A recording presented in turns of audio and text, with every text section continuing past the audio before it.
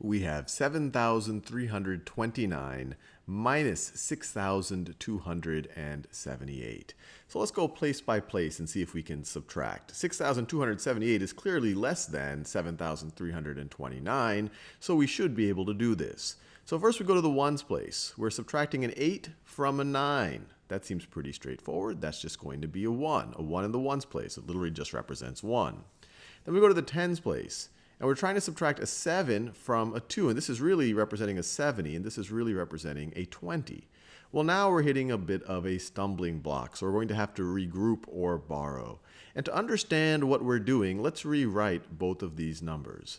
So 7,329, 7 we can rewrite as being equal to 7,000 plus 300. So this 3 in the hundreds place is representing 300. The 7 in the thousands place is 7,000. 3 in the hundreds place is 300. The 2 in the tens place, that's 2 tens, or 20. And then the 9 in the ones place is just going to be 9. So this is another way of representing 7,329. And then down here, we have the 6 in the thousands place. Well, that's just going to be 6,000. We're subtracting, so minus 6,000. And then here we have a 2 in the hundreds place. And once again, we're going to be subtracting all of these. So we're going to be subtracting 200. And then here in the tens place, we have our 7. We have our 7, and we're subtracting it. So 7 tens, that's 70. And then we are subtracting that 8. We are subtracting that 8. And what we've already done is said, hey, look, subtracting 8 from 9, that's just going to be 1.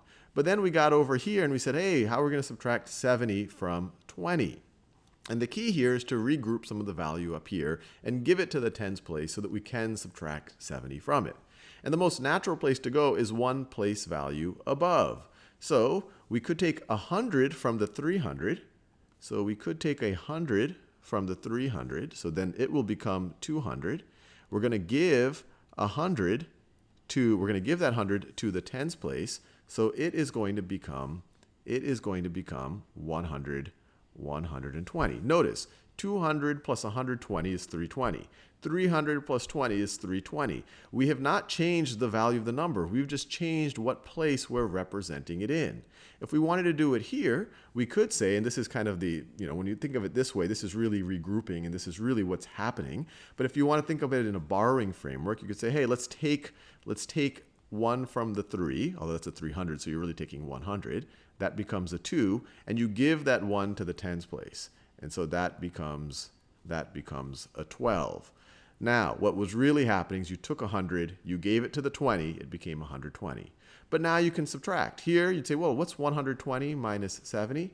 Well, 120 minus 70 is going to be 50. Over here, you could say, well, what's 12 minus 7?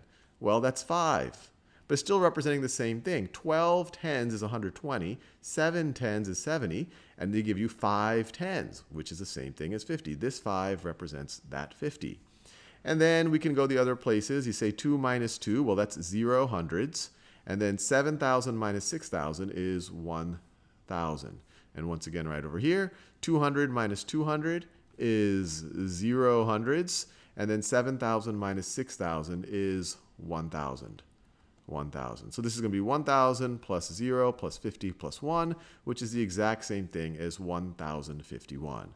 The important thing is to visualize. You don't have to write this out every time, but to make sure you visualize in your head that this 3 is representing 300, that this 2 represents 20, that when you're taking 100 from the 300, then you would represent that as a 2 in the hundreds place.